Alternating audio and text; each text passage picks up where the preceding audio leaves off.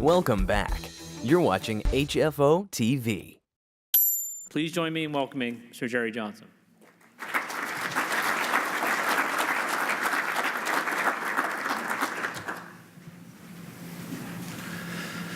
All right, I have a lot of slides. I'm probably not going to talk about all of them. I always bring more slides because I'm a third person in the panel. I don't know what's going to be covered. I figured Mark would cover most of the economic, which is a lot of the early stuff. We're going to try to get to a lot of what's happening in the Portland metropolitan area's residential markets, primarily focused on rental apartments and income properties, but if we get to it, we have some ownership stuff as well. And here's the economic stuff. Yes, we're good. Yes, we have a higher beta than the region or the national level, so we grow faster and we decline faster. Employment growth by county has been really consistent. One of the things we've been seeing popping up is Clark County is actually getting a good share of growth. The sectors leading our growth, education, healthcare has been the real consistent expansion in this. We also have strong growth in services, which is not surprising, and construction employment, which is highly cyclical. And if we take a look at the cycle of the little orange thing is the construction. That bounces all over the place. The rest of it stays in a fairly narrow band. One of the things we've been tracking is we take a look at a lot of different land use types. We don't just do rental apartments. Is what does the employment growth composition mean for different types of real estate demand? And what we have is we have a pool that isn't actually consuming a lot of real estate. It's consuming rental apartments and housing. Office space, we have lots of office space growth in sectors that use office space, but the density of new office space development is very high. In fact, they're packing employees in really tightly. If you take a look at the software and the tech firms, they're putting a lot more employees in the same space. So we're seeing growth in the sectors. We're not necessarily seeing a commensurate growth in the demand for space. Industrial space starting to pop up because industrial now has become our new retail because of the expansion of the online shopping, and we're talking about warehouse distribution, fulfillment centers now taking industrial land and really serving our retail needs. Conversely, retail has been a bit of an issue.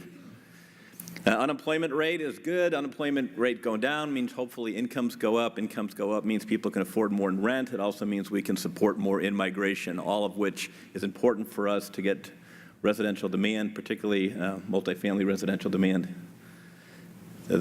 He had a much better slide for this. New apartment supply since 2012, and this is sort of hard to read. It's a bit like a shotgun if you take off the thing, in that we've got right now, through this particular expansion cycle, we expect we'll be delivering about 70,000 units in this cycle, which is a lot of units. Typically an expansion cycle, we do about 5,000 rental apartments, 10,000 single-family homes per year. Those are the old cycles. The last few cycles we've been through. In this current cycle, we're doing virtually no single family, really modest, like 3,500, 4,500 units, and we're doing 12, 15,000 rental apartments a year. It's a lot of new supply hitting.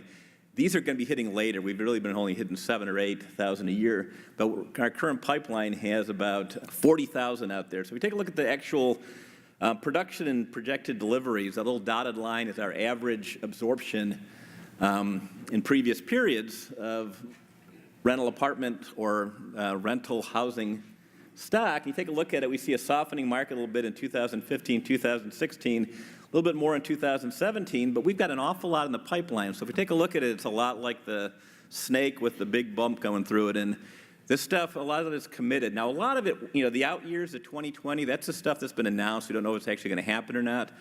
As Kurt had mentioned, the city of Portland, we had a huge amount of people who jumped in to get vested. We have no idea how many of those will actually go forward. At some point, the lenders are getting tighter and it'll be harder to get this stuff through.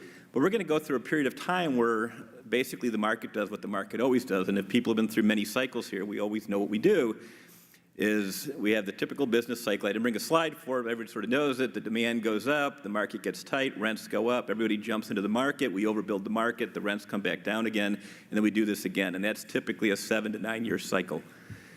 The last cycle we didn't do this because everybody built condos instead of rental apartments, although some of them turned back to rental apartments by mistake. And so we didn't really get a production cycle in apartments, so that's one of the reasons why this production cycle has been so pronounced. Current pipeline, again, we've got in ours 39,700 that we're tracking in different projects all around the region. This used to be all central. And what we're seeing now is a pivot more towards the burbs. And they're pivoting for the burbs for the same reason people always have pivoted to the burbs. Tastes don't necessarily change. It's interesting, as Metro does a survey on preference survey they do to take a look at what people want from residential housing. And the millennials aren't different than us. I mean, they're younger than us, but they don't have different tastes. In fact, they actually have a high preference for ownership housing. What they don't have is the same options we have because of where the prices are, where their incomes are, what debt load they're carrying. And because of that, they're basically staying in the rental apartment sphere for a longer period of time. And the reason you pivot from the urban areas to suburban areas is primarily because that's where you can deliver product you can afford. So we take a look at the distribution of new products, urban and suburban. You see the suburban coming on now. A lot of our clients are taking a hard look in suburban locations that haven't traditionally looked in suburban locations. We see projects now that are trying to create sort of that urban feel in suburban locations, more of your Renko, maybe your Amber Glen now in central Beaverton. People trying to get that urban piece. And so the suburbs, I think, are still going to be a future. I mean, all the urbanists were all excited that we're all going to live in downtown areas because we had that surge of everybody putting the investment in downtown areas because developers are like lemmings. And so a couple of them do it, and we all charge in there and keep doing it until we do it too much. And then we all realize they did that wrong and we do something different. So now people are moving to the burbs, and the burbs will get overbuilt too. But there's more capacity for that, and you can do wood frame construction, which you can deliver at a lower price point, and there's more people that can afford that price point. When you need $3 a square foot for your rents, you honestly put a very narrow band of the market that you can actually appeal to, and we can't really produce 80% of our product to a band that's really maybe 5% of the market. So vacancy rent growth trends. It's like supply and demand, like there's this magical relationship. Whenever we get over 5% vacancy, rents drop. And when we get under 5% vacancy, rents go up. And that's how it's always happened. That's how it continues to happen. For all the talk about affordable housing projects, and bless all the people doing affordable housing projects with subsidized, the market still kicks out most of the supply. Those are a really small, minute portion of the overall market.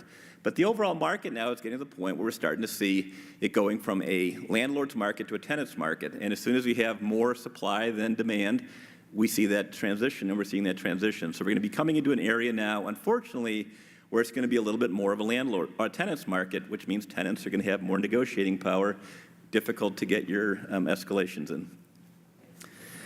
Cumulative rent growth, urban, suburban. We see a lot of upside still in the suburbs because downtown went up and is actually coming down in the central city, some of the rents on the margin, whereas suburbs are really coming up, have a long ways to go. So if you look at those relationships as staying roughly equivalent, if they're considered to be equivalent product, you still have a good bit of upside still in the suburban rents or downside in the urban rents, maybe a combination of both, as they come more closer to. One other thing I should mention, that when I talk about what drives housing prices, it's basically three things. We talk about housing, and we got all sorts of complicated models to do this, but it really comes down to supply, demand, and replacement cost. And replacement cost being the important aspect. Because when we talk about the real estate cycle, what happens is we start building new supply when the achievable rents are justify new construction at replacement cost. And the things we've seen have basically moved replacement costs, which means long-term trend on our cycle as we cycle around what replacement cost will be. And with system development charges going up, all the mandates on what housing has to do going up in price, costs going up, construction costs are up dramatically in the last few years. All those things coming up basically say the market won't correct and get another supply of a new surge of new construction until we get higher rents than we have right now because it stops working. So the good news, if you're holding product long-term and you're not over-leveraged, is that, look, the market's got a long way to run before we're going to overbuild a huge production cycle again. And so there's a lot of upside in the rents. And suburban homeownership trends, we talk about this. This is interesting. Mark's got more up-to-date information. He's showing it come back again, the observed rate to the trend. You can fit a lot of trend lines to this. So the question is, where's it going? I get a nice polynomial that I can make fit, and it goes down to 0, so no one owns a house, and then we can build apartments for a long time. The question is, what's our anomalous time? Is our anomalous time pre-last bust, where we're almost 68, 69% home ownership rate, or is the 58% the anomalous stage, or is it something in between? We're expecting that it's going to be something in between, but closer to the 60% rate, in that we're now a higher priced market. And if you take a look at higher priced markets In the United States, they just happen to have lower rates of homeownership because just less people who can qualify for homeownership. So it's just sort of that simple. Baby boomers, we talk about this, and again, one of the reasons why we're seeing a difference in homeownership rate, besides the financial issues, is they really aren't doing those things, the rent-setting things that Mark talked about, until later in life. So we used to take a look at people, 18 to 24, prime rental age. They haven't even got out of school yet, and when they get out of school, they've got a lot of debt. And they used to get married when they were 24. Now they're getting married until they're 35. They're having their kids later. Everything that makes you basically stay in rental housing longer. In addition, the way the employment situation works in the economy is they're going to have 5 jobs in the first 10 years that they're working, which means holding on to ownership housing, which has a lot of inertia as far as cost to lack of flexibility in moving becomes more and more of an issue. So you have people who are making a decision to consciously rent because it makes the most sense for them. What are they different? 60% owned in 1980, 43% in 2015. They don't have kids, they have dogs. You have to have dog stuff now. Every apartment does. And they love their dogs, and they show you their pictures of their dogs. And honestly, no one wants to see a picture of your dog anymore than they want to see a picture of your kid. But we'll pretend, because we're friends.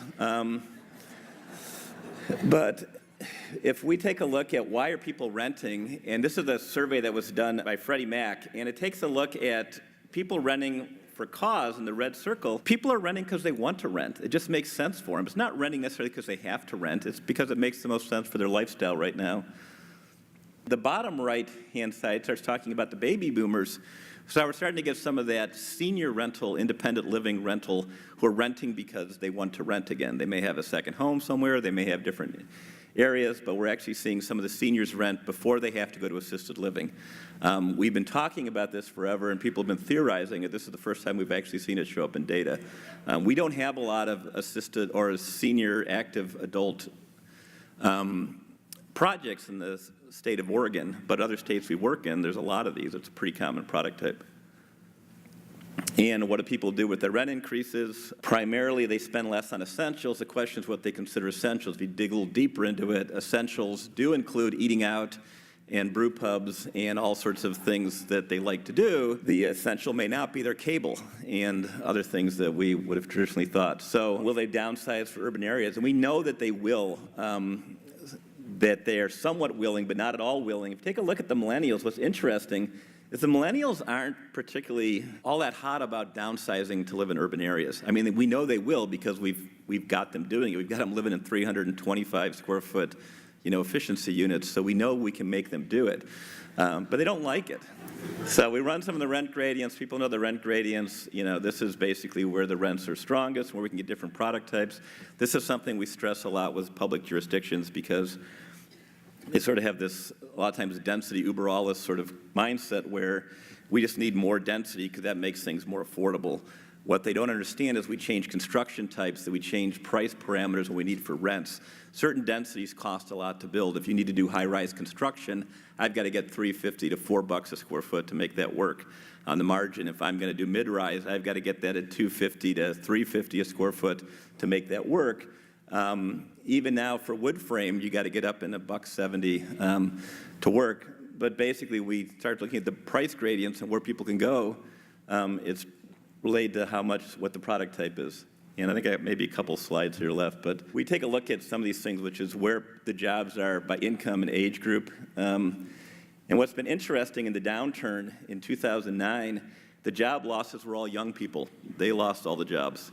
If we take a look in the recovery in the newer years, and I don't have the 2017 isn't out yet, that's where the job growth is coming again. And we're getting people, large firms, local firms that are basically getting rid of those older people that cost a lot and replacing them with younger people who can handle the technology and cost a little bit less. And so we're seeing good job growth in basically the age categories that are high renters, which is a good thing. The difficulty we have for long-term rentals, is some of the stuff that Josh Lerner produced over in Mark's office, is the people moving in are young, but they make really good money.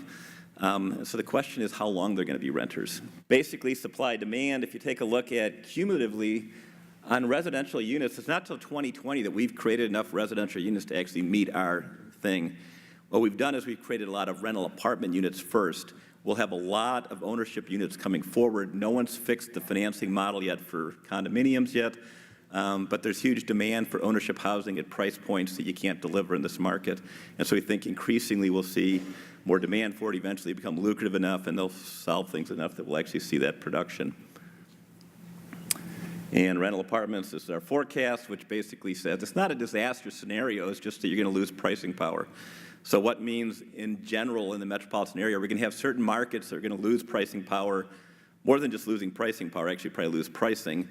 But in general, we just see the market losing its ability to push forward. So if you've got pro formas with a lot of escalation, I'd rethink it because a lot of escalation is unlikely. And I'd stress test a little bit in case things go other ways. And if you're stress testing your pro forma, you may want to play with a higher cap rate too, just a what if. I talked to an ownership housing group the other day, and they're getting price resistance now on housing already, even though there's no supply. People are basically saying they'll stay in their apartments a little longer. So that's the limit. I think that's my time. So. Our entire office specializes in multifamily real estate, making HFO the largest multifamily brokerage in the Pacific Northwest. Your success is our passion. Build your legacy with HFO. Call 503-241-5541 or visit our website at hfore.com for more information.